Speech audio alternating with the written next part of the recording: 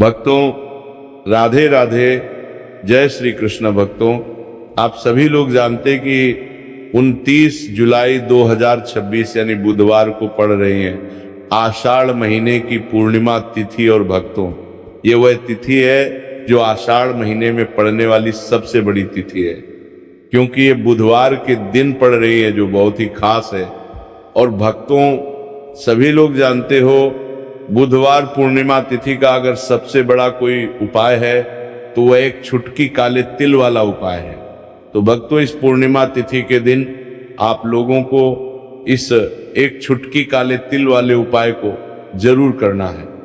बहुत सारे लोग होंगे जिन लोगों ने इस उपाय को ना किया हो, मतलब पूरा साल निकल गया, उन्होंने किसी भी दिन काले तिल वाले उपाय को ना किया हो। पर भक्तों, आपके पास एक आखिरी मौका बचा हुआ है, जो कि 29 जुलाई के दिन है।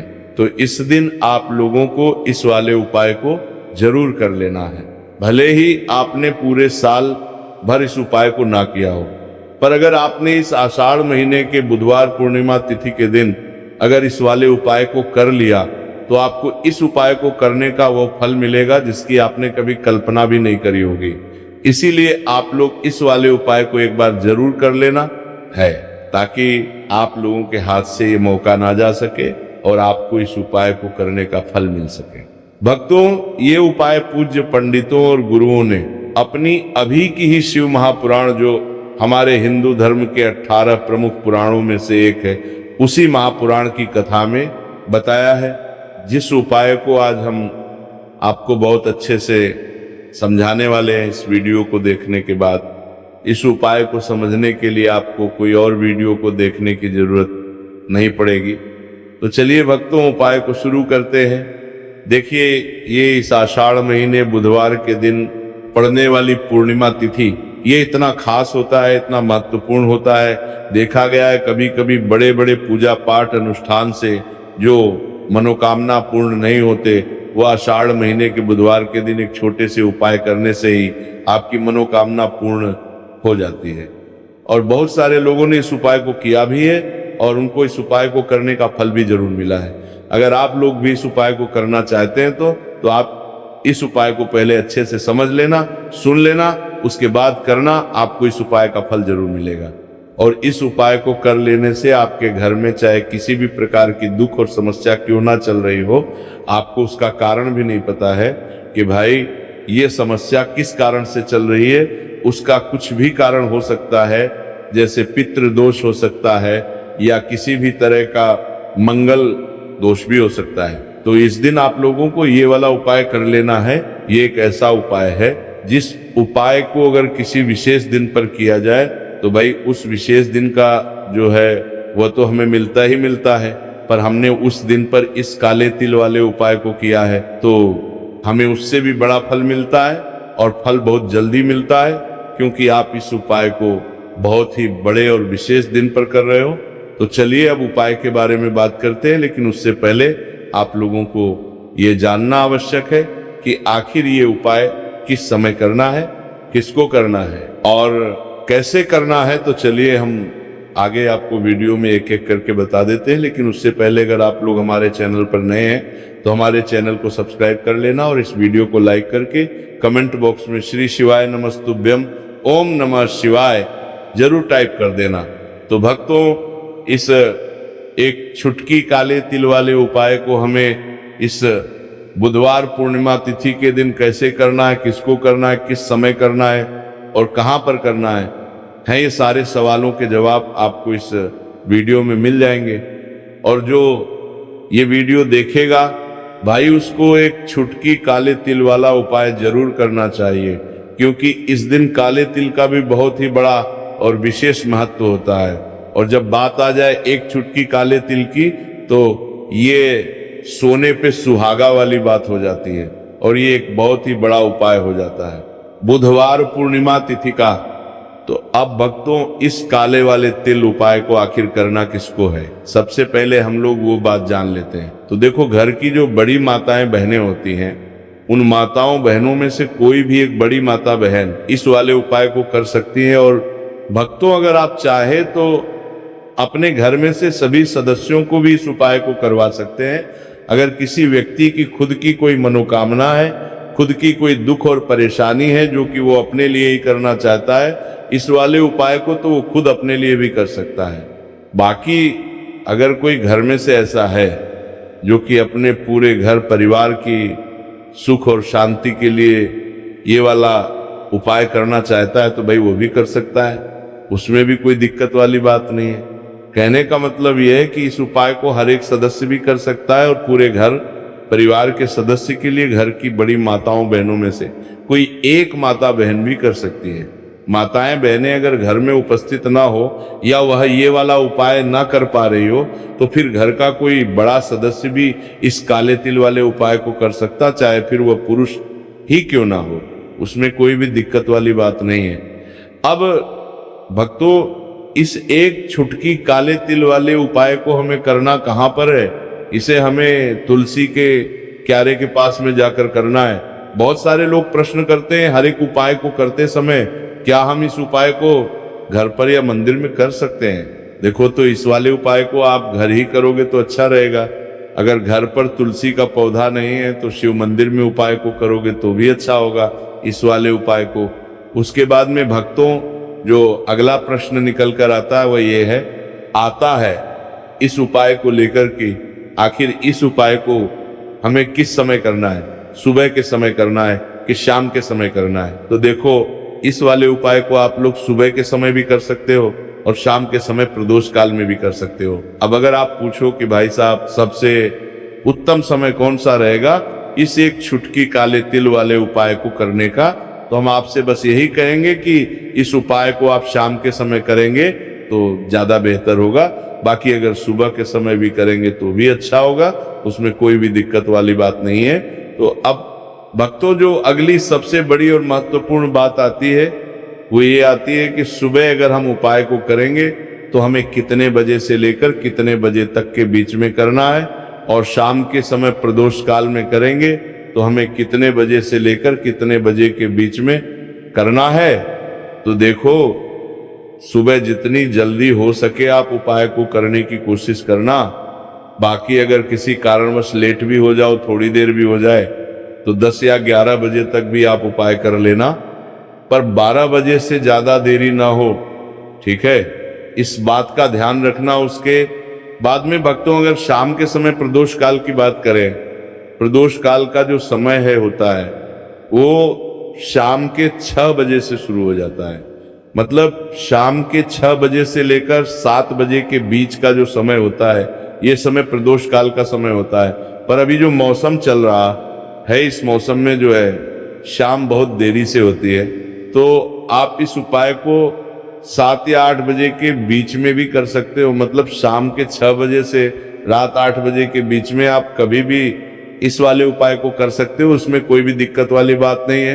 परंतु बुधवार पूर्णिमा तिथि के दिन कोशिश करना कि समय के अंतर्गत ही कर लो, किसी कारणवश ना कर पाओ तो थोड़ा देरी से भी कर सकते हो, आपको उपाय का फल जरूर मिलेगा।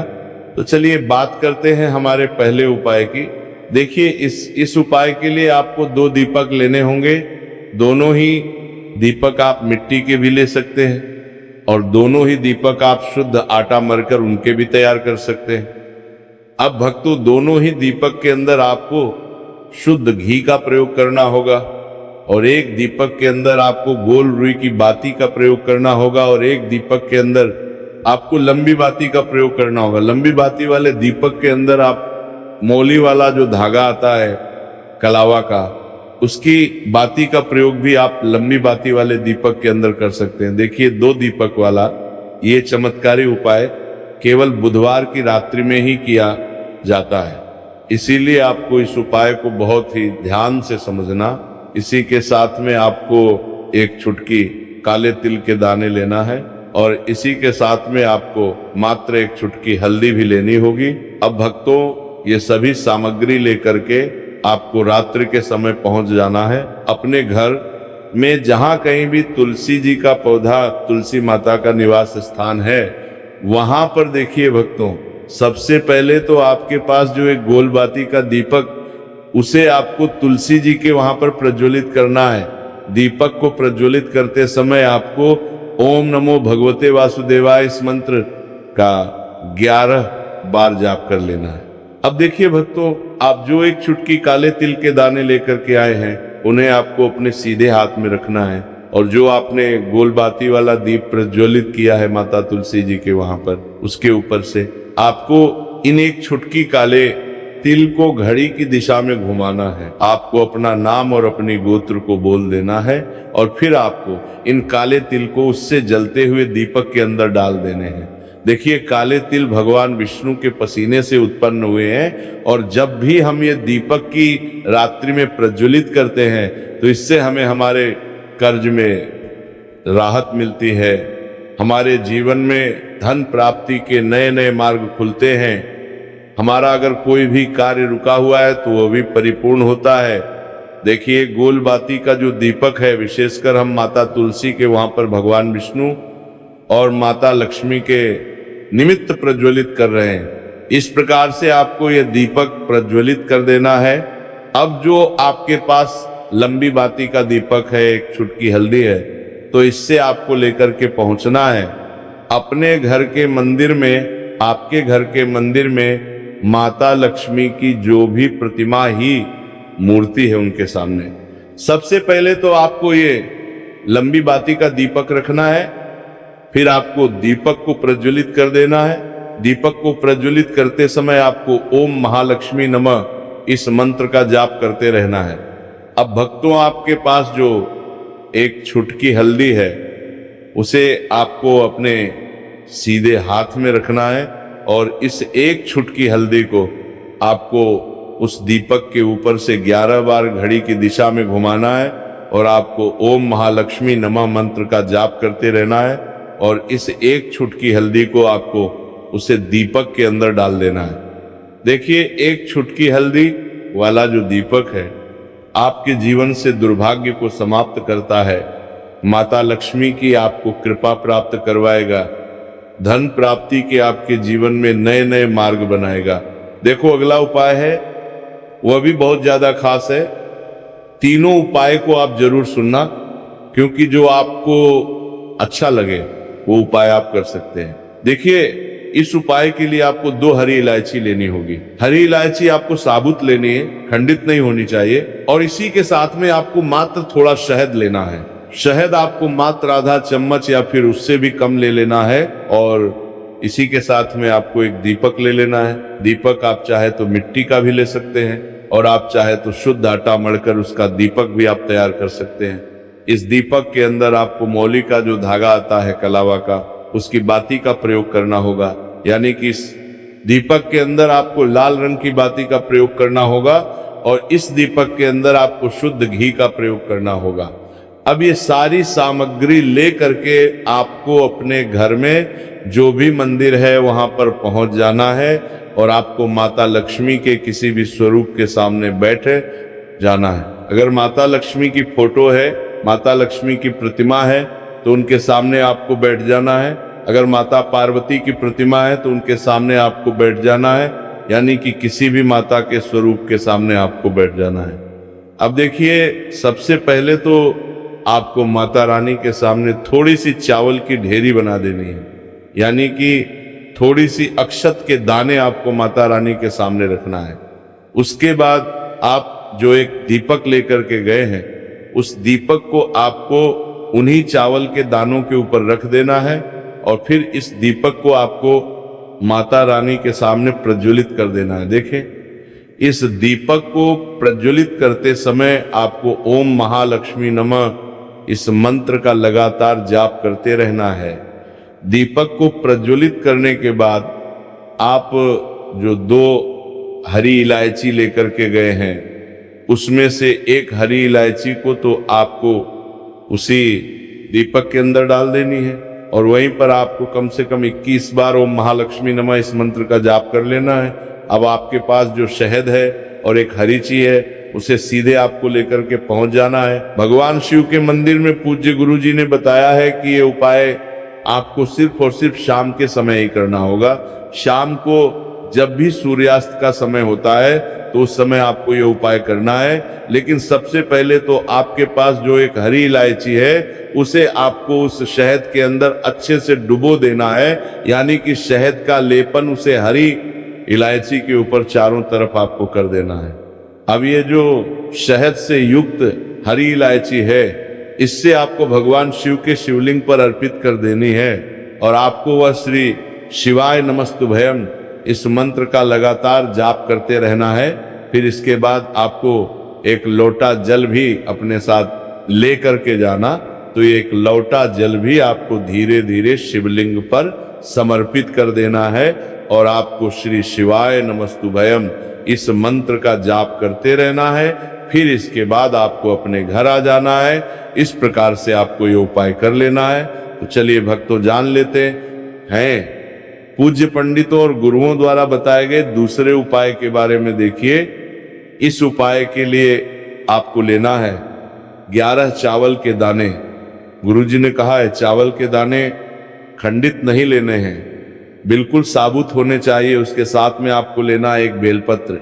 बेलपत्र का भी एक नियम है, अगर आपके पास बेलपत्र नहीं है तो आप शिवलिंग से उठाकर उसको पुनः शुद्ध जल से धोकर इस्तेमाल कर सकते हैं। इस प्रकार आपको बेलपत्र लेना है। इसके बाद आपको एक लोटा जल लेना है। अब ये सब सामग्री लेकर आपको जाना है महादेव के मंदिर में। देखो, अब आपको उत्तर साइड में खड़े हो जाना है और सबसे पहले आपको एक बेलपत्र अपने हाथ पर और 11 चावल दाने रखकर शिवलिंग के ऊपर अपना नाम और गोत्र बोलते हुए समर्पित कर देना है और ओम नमः शिवाय श्री शिवाय नमस्तुभ्यम का लगातार जाप करना है। अब आपको जो एक लोटा जल साथ में लेकर आए थे उसे धीरे धीरे बेलपत्र और चावल दाने के ठीक ऊपर आपको समर्पित करते जाना है और शिव पुराण के मूल मंत्र श्री शिवाय नमस्तुभ्यम का 11 बार जाप करना है और अपनी मनोकामना बोलते जाना है।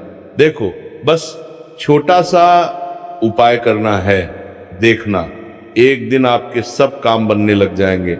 गुरुजी का बहुत ही विशेष उपाय है। इस वीडियो में हमने आपको 2 से 3 महा उपाय आपको बताए जो आपको बुधवार पूर्णिमा तिथि के दिन करने हैं। अगर आपके मन में उपाय से जुड़ा कोई भी सवाल है तो हमें कमेंट बॉक्स में पूछ सकते हैं। उपाय करते समय कोई भी गलती नहीं करनी है। अगर आपको हमारी वीडियो पसंद आए तो हमारे इस चैनल को सब्सक्राइब जरूर करें। हर हर महादेव, ओम नमः शिवाय, श्री शिवाय नमस्तुभ्यम।